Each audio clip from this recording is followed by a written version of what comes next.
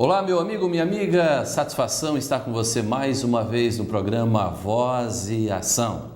Um programa que busca entrevistar personalidades de Santa Catarina que contribuem para o desenvolvimento intelectual, político, econômico da nossa terra e da nossa gente. O nosso convidado de hoje, amigo de parlamento, deputado Juarez Ponticelli, começou a trabalhar muito cedo, desde novo. Eu tive a oportunidade já de ouvi-lo declinar em algumas ocasiões sobre a sua caminhada aqui no Alto Vale, em Pouso Redondo, na plantação de fumo. Sua família ainda mora lá. Depois passou por outras ocupações profissionais, empacotador de supermercado, chapeiro numa lanchonete, finalmente graduado em matemática, educação física, migrou para o sul do estado, mais propriamente para a cidade de Tubarão, como vereador e posteriormente como deputado estadual, e hoje é o presidente do Parlamento Catarinense.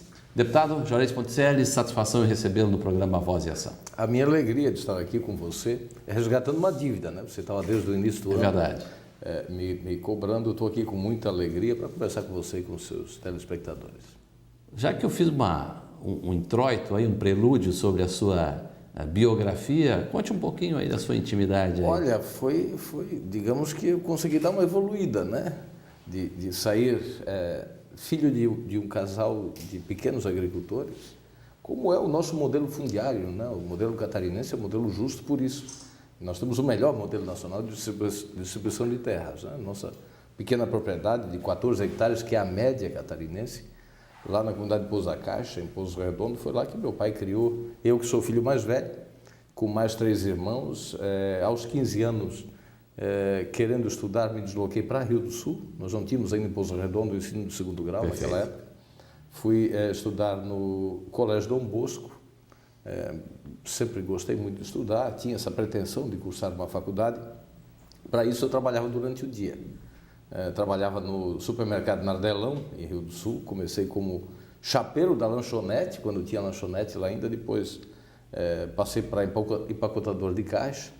Trabalhei nas Casas Três Coelhos também. Isso foi nos anos 80? Isso foi de 81 a 83. Na época da Grande Cheia. Exatamente. Eu estava no Alto Vale naquela época, né? Inclusive vamos celebrar agora, no dia 8 de julho, numa sessão na Assembleia Legislativa, aquele momento. Acho que a gente tem que preservar. Perfeito. Até para chamar a nossa atenção, né? Porque está alerta. O governador Raimundo Colombo tem demonstrado muita preocupação com essa causa, tem buscado bons investimentos, mas é preciso que haja uma conscientização permanente. Mas, enfim, eu fiquei em 84, ingressei no magistério, 84, 85 e 86 atuei no Alto Vale do Itajaí. Depois me transferi para Tubarão para cursar inicialmente a Faculdade de Engenharia Química. Engenharia Química. Fui até a 8ª fase. Chegou a cursar? Sim, descobri que não era o que eu queria, passei para Ciências e Matemática, me formei em 91. E lá em Tubarão eu tive a oportunidade de dirigir uma escola técnica. Sim. Muito parecida na área de atuação com o CIS de Blumenau. Uhum. Inclusive, a gente tinha muito intercâmbio naquela ocasião. Eu fui o diretor dessa escola e foi lá no exercício da atividade do magistério que teve essa fui projetado para a política. Em 96, candidato a vereador em 6 dias só de campanha, porque eu estava impugnado. Consegui registrar a minha candidatura 6 dias antes e, para minha alegria, fui o 3º vereador mais votado do município de Tubarão. Fiquei 2 anos vereador e em 98 já fui eleito deputado estadual para o primeiro mandato. Estou no quarto mandato. Fui líder do governo no primeiro momento, quando o mim era governador. Perfeito. Depois enfrentei 8 longos anos na dureza da oposição. E agora estamos vivendo esse momento bom, partidariamente falando, porque desde que o governador Raimundo Colombo assumiu, nós encontramos um outro encaminhamento para o partido, integramos a base do governo, conseguimos fazer o partido ficar forte com isso, ampliar as parcerias. Enfim, vivo talvez politicamente o meu melhor momento, tendo conseguido chegar à presidência da Assembleia, mesmo pertencendo a uma bancada de apenas 5 deputados, né, de um partido que sofreu 3 derrotas consecutivas para o governo do Estado, e eu devo essa conquista as relações que a gente construiu ao longo desses 14 anos que estou na Assembleia. Estou muito satisfeito, tenho o prazo de mandato de 1 ano apenas dentro dessa composição e espero concluir essa minha passagem com mais amigos do que Deixa eu aproveitar essa esteira aqui da sua linha de raciocínio. Deputado Ponticelli, o amigo chegou à presidência da Assembleia fundamentado e fundado em alguns eixos temáticos, não é? E entre eles a questão do carvão, a questão ambiental e a questão do combate às drogas. Graças a Deus, com as 3 ações bem encaminhadas já. O carvão, vamos ter agora o primeiro grande seminário. Em agosto vamos ter o leilão, onde o governo federal retirou o preconceito e vai permitir a utilização de novo do carvão como matriz energética. Aliás, foi o carvão que assegurou o abastecimento de energia para o Brasil no ano passado. Se não fossem as termoelétricas, nós teríamos sofrido apagão. Então, essa equação está bem adiantada. Isso é bom para o Sul, evidentemente, vai gerar mais empregos e renda lá no Sul, mas vai impactar na economia de Santa Catarina como um todo e gerar a energia que o Brasil precisa. A segunda ação é na tentativa, no esforço que a Assembleia vai fazer para compatibilizar o nosso Código Ambiental, que você votou também, foi uma grande conquista. Santa Catarina saiu na frente quando votamos. Vários estados estão copiando o nosso modelo de Código Ambiental. Mas agora... É bom lembrar que foi votado por unanimidade. Né? E você lembra que tínhamos lá mais de 10 mil pessoas, inclusive na praça no dia da votação. Foi um momento ímpar que eu vivi. Favoráveis, né? Claro. 10 mil pessoas favoráveis. Todos favoráveis. Né? Foi um momento ímpar que eu vivi nesses 14 anos de mandato, sabe? Assim, que guardo com muito carinho aquela memória. Só que agora, com a aprovação do Código Florestal Nacional, nós precisamos ajustar adequação para garantir para o produtor, para o agricultor, para o investidor, para o ambientalista, para todos nós, segurança jurídica. E a terceira ação, deputado Ismael, é uma ação difícil. O senhor bem sabe disso, porque trabalha e enfrenta essa questão há muito tempo, que é essa causa das drogas, do enfrentamento, do acolhimento, do encaminhamento, de partir para cima da construção de uma política de enfrentamento às drogas. Né? Acho que conseguimos, com a sua ajuda, pela sua experiência, dar os primeiros passos. Constituímos uma comissão permanente que vai tratar desse tema, né? Porque isso não pode ser um tema de um período de presidência só, de uma época só. Esse tema tem que ser debatido constantemente, tem que ser um trabalho continuado. E com essas ações agora que estamos desenvolvendo, a comissão liderada pelo deputado Ismael, com mais a ação toda que o governo do estado está fazendo através da Secretaria de Assistência Social, com a participação de tantos outros órgãos, entidades e, enfim, a sociedade quer participar, né? Eu acho fantástico assim ter ouvido o presidente Glauco Corte, da Fiesc, do presidente Bruno Breiter, da FEComércio, para citar 2 casos, e de diversas outras entidades, dizendo nós também queremos participar, nós também queremos contribuir, porque o problema está aí, está batendo em todas as portas, está dizimando famílias, mundo afora, não é um problema só de Santa Catarina ou do Brasil, o mundo todo padece.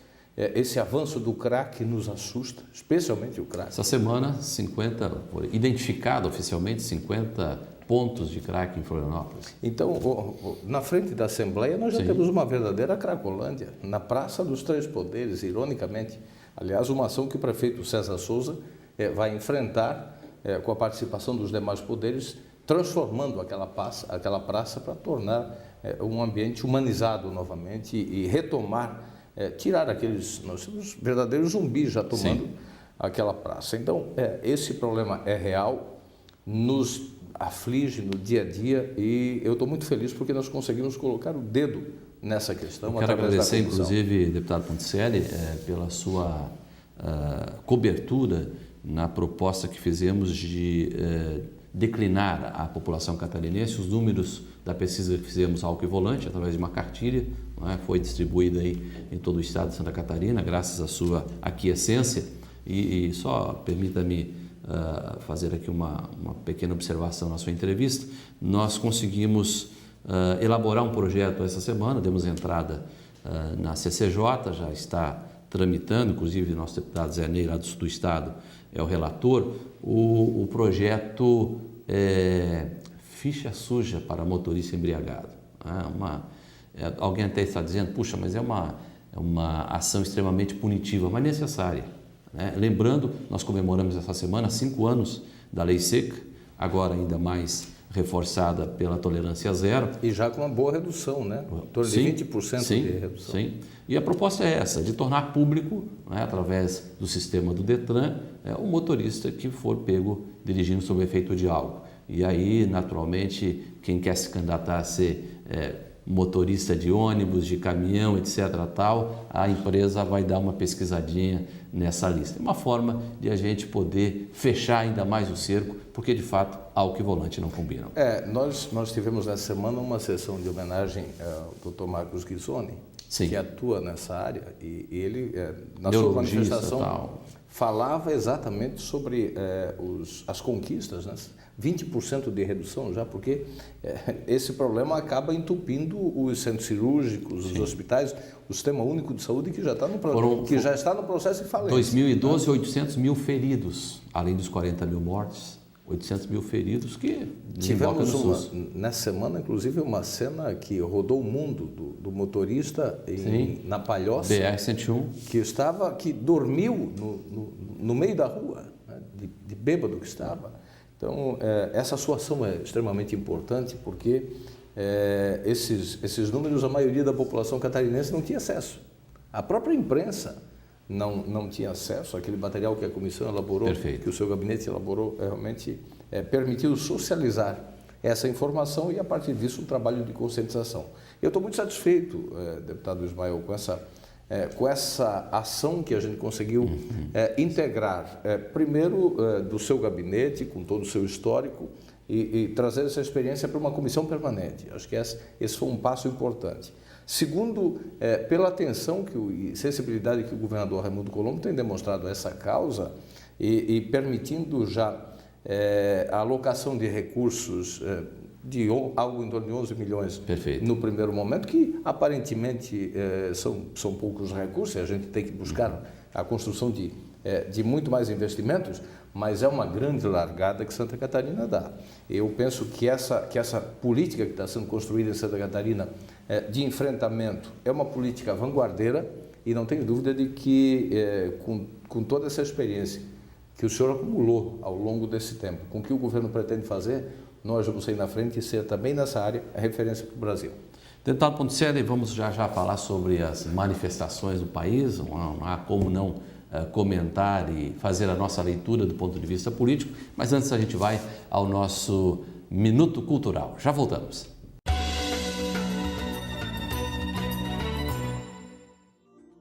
Quero apresentar para você hoje, de Leonardo Boff, A Águia e a Galinha, uma metáfora da condição humana. Leonardo Boff, ele que é escritor, teólogo, sempre teve com um pé na academia, outro na periferia, muito ligado às questões e manifestações sociais, traz nesta abordagem uma metáfora interessante sobre a condição humana. Cada um hospeda dentro de si uma águia, sente-se portador de um projeto infinito, quer romper os limites apertados de seu arranjo existencial, mas é preciso dar asas à águia, ganhar altura e integrar também todas as pessoas de todas as condições num projeto de evolução espiritual, social, num projeto e num sonho.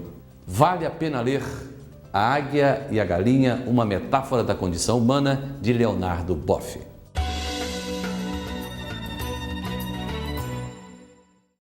Estamos com o programa Voz e Ação, hoje entrevistando o nosso colega de Assembleia Legislativa, deputado Juarez Ponticelli, presidente do Parlamento Catarinense.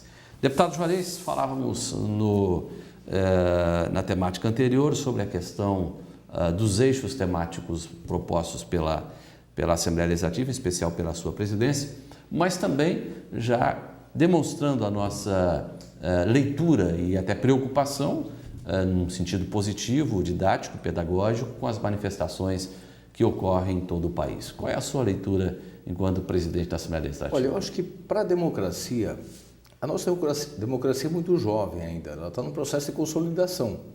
E eu acho que a gente chegou numa esquina agora, né? Porque esse movimento não tem líder, Esse movimento não aceita a infiltração de partidos políticos, até partidos que foram forjados, que nasceram desses processos, desses movimentos sociais, estão sendo rejeitados. Como nós vimos essa semana, bandeiras de partidos serem arrancadas do movimento. Eu percebi também, e isso me preocupa um pouco, que há uma falta de liderança, de um cérebro e de uma pauta.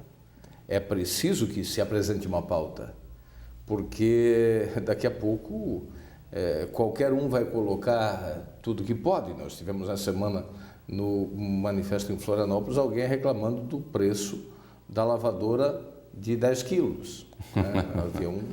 Eu vi até uma faixa lá, Fora Zunino, presente do Avaí. Então, assim, é claro que tem alguma... Como o processo é muito democrático, muito espontâneo, é claro que tem algumas pessoas que vão até sem ter algo concreto para protestar, e alguns até brincam com essa questão. Mas eu destaco, especialmente do movimento ocorrido em Florianópolis na terça-feira, a forma pacífica e ordeira que ele aconteceu. É preciso reconhecer. Eu acho que esse é o grande valor. Né? Se ele continuar assim, eu acho que nós vamos construir nós vamos sair dessa esquina e construir mais um tempo de consolidação da nossa democracia extraordinário. Porque o movimento popular é um movimento que, repito, eu não consigo identificar nenhum interesse político partidário, pelo contrário, está sendo rejeitado. A gente começa a perceber uma ação de combate aos vândalos que adentram o movimento. O próprio movimento em si está procurando policiar, né, e impedir a ação de vândalos. Então, eu acho que é um processo rico que a nossa sociedade está vivendo. A gente não está sabendo muito enfrentar isso. Veja que os governos têm recuado, né, diante de posições tomadas até então, e agora com o crescente movimento estão recuando de posições, mas o importante é que a gente consiga sair disso numa construção e sem comprometer o futuro da nossa democracia. Né? Eu acho que essa questão do passe livre, da isenção, da retirada de tributos do diesel para o transporte público, enfim, vão acontecer ações concretas, eu não tenho dúvida. O movimento já é vitorioso por isso e é importante que se mantenha ele de forma pacífica, tranquila, para a gente dar mais esse passo na direção da consolidação da nossa democracia. E extrapolando para outros temas, né? Eu acho que a questão da saúde, da educação, e que, de fato, há uma nova geração que aí está, não é? Que está demandando novas exigências. Ismael, o homem público ele tem que se refazer. Você sabe o que me chamou a atenção? O grau de conhecimento e de informação e a indignação que as pessoas estão mostrando com esses gastos excessivos com as obras para a Copa do Mundo. Porque essas notícias foram até bem divulgadas, mas pareciam não impactar. A gente não conseguia sentir uma reação de indignação nem dos órgãos de imprensa, porque realmente se cometeram grandes excessos, né, por conta da Copa do Mundo. E agora a gente está percebendo que a população sabia disso e estava com essa indignação contida. Na questão da saúde também, porque nós estamos caminhando, vendo o processo do SUS esfacelar. Nós estamos acompanhando um processo onde municípios estão investindo sufocados mais que o dobro da sua obrigação constitucional. Vou citar 2 exemplos.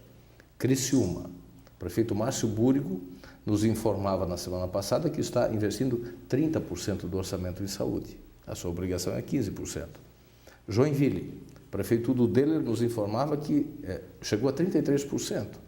A obrigação é 15%. O governo do estado, no ano passado, investiu 14%. A obrigação é 12%. O governo federal, que deveria investir 10%, não chegou a 4%. Não chegou a 4%. Então, o que está acontecendo? Nós estamos vendo esse processo de esfacelamento do modelo mais justo que se construiu para a saúde pública no mundo.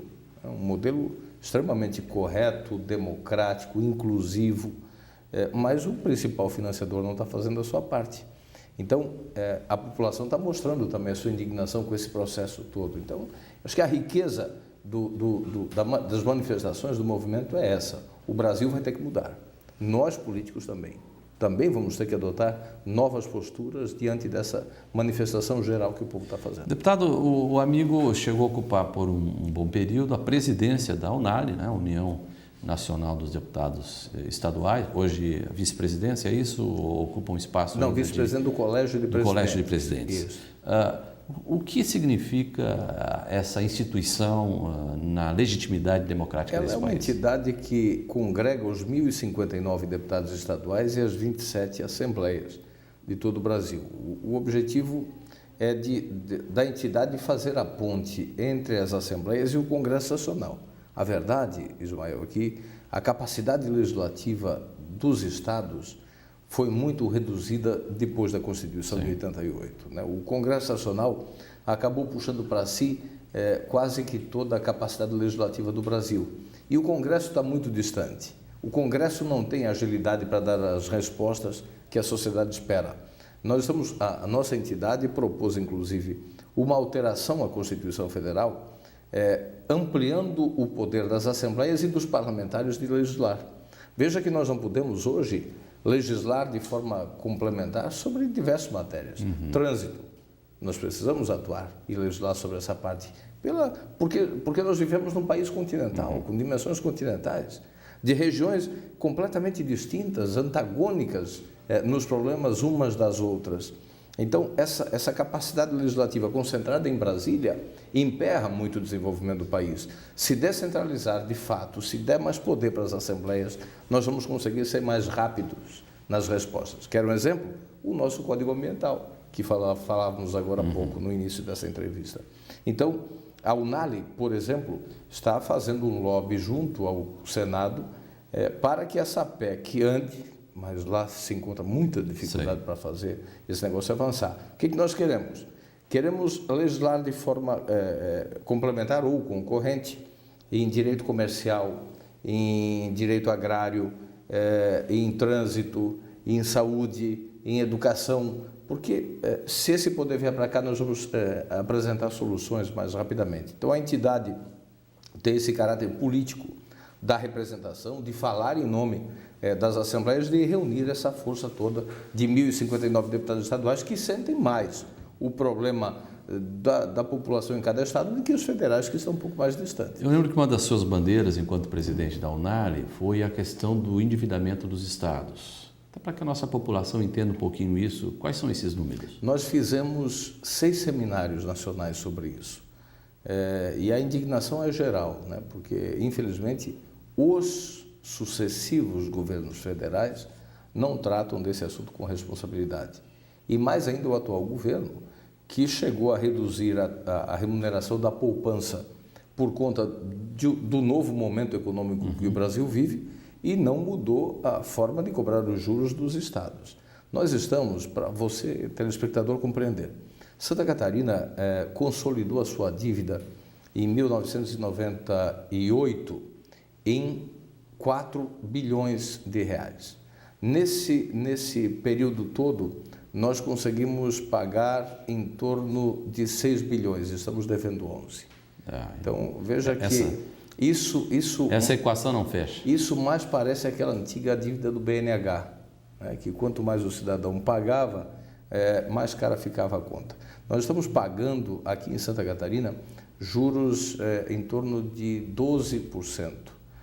Isso é um absurdo, isso é apropriação indébita, isso é agiotagem. Isso está acontecendo em todos os estados. No ano passado, para você ter ideia da gravidade disso, o Estado conseguiu investir 1 bilhão de reais. E a União nos tomou 1,5 bilhão por conta da dívida. Ou seja, 1,5 vezes aquilo que poderia ser investido em favor do cidadão está sendo saqueado dos nossos cofres por conta de uma dívida que não acaba nunca. Então, nós estamos tentando forçar até na via judicial. Nós estamos agora, a entidade está preparando uma ação, teve uma primeira iniciativa no estado de Minas Gerais, que está agonizando também, como Rio Grande do Sul, Santa Catarina, São Paulo e tantos outros. Estamos pensando agora em buscar via judicial, apesar de algumas iniciativas que estão ocorrendo tanto na Câmara quanto no Senado, e a nossa esperança é de que o presidente do Senado leve adiante o compromisso que assumiu com os senadores, quando foi eleito, de que vai votar essa matéria mudando o indexador ainda no seu período. Estamos torcendo, senão vamos, na via judicial, tentar reverter essa questão, porque isso é agiotagem que o ente federal pratica contra os entes estaduais. Estamos encerrando nossa entrevista, deputado, mas um pouquinho sobre a escola do Legislativo, que foi uma paixão sua por muito tempo. Foram 6 anos, dos 12 que a escola tem, eu me reencontrei comigo mesmo, sabe, Ismael? Porque foi exatamente naquele tempo de dureza da oposição. Cumpria com o meu papel necessário e democrático. Mas a ação ficava muito vazia, sabe? Porque você não conseguia ser propositivo, não conseguia responder às demandas da sociedade. E na escola, nós conseguimos criar uma série de programas, especialmente no sentido de mostrar, de abrir o poder, de mostrar o que é o poder para a sociedade. O parlamento é muito incompreendido pela sociedade. E o parlamento é, sem nenhuma dúvida, o principal sustentáculo da democracia. Eu respeito muito o poder judiciário e o poder executivo, mas é lá no legislativo que é a casa dos diferentes, que é uma casa sem patrão. Por isso é chamada Casa do Povo, porque o legislativo é um extrato dos principais pensamentos da sociedade. É uma casa de diferentes, é uma casa de desentendimentos, de debate, não é casa do entendimento. É uma casa de gente que pensa diferente e que vai lá buscar, se não o consenso, mas a vontade da maioria. Perfeito. E a escola é a oportunidade que a gente tem de mostrar as vísceras do poder, né? De contestar, inclusive, aquilo que é dito, às vezes de forma equivocada, aliás, geralmente de forma equivocada, apontar para o parlamento como o poder mãe da corrupção. Não é verdade. Nós temos mazelas, é verdade. Precisamos corrigir e estamos fazendo isso. O portal de transparência da nossa Assembleia é o melhor do Brasil. Modelo. Eu me orgulho em dizer isso.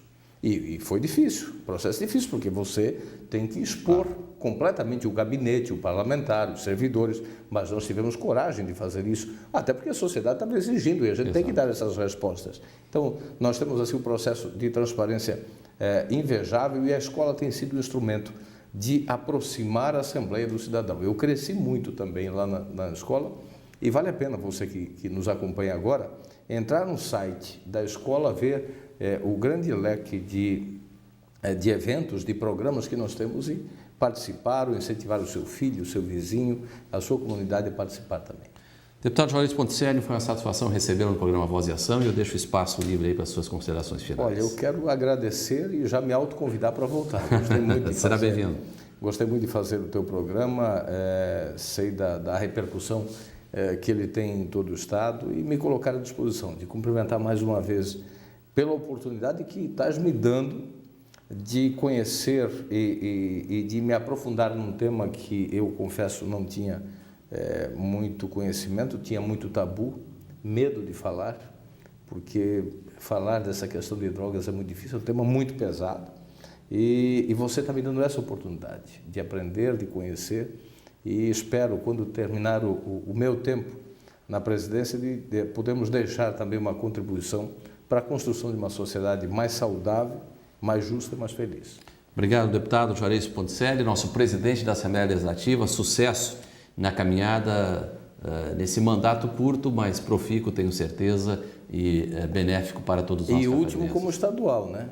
Vai para frente, vamos a novos estados, novos desafios. Sucesso aí na caminhada, na biografia. Obrigado. Esperamos vê-lo em espaços de maior representatividade ainda do povo catarinense. Muito obrigado. Muito obrigado também a você, telespectador, você que nos acompanha pelas redes sociais. Foi muito bom tê-lo nesse bate-papo de 30 minutos. Voltamos na próxima semana. Um forte abraço, fique com Deus.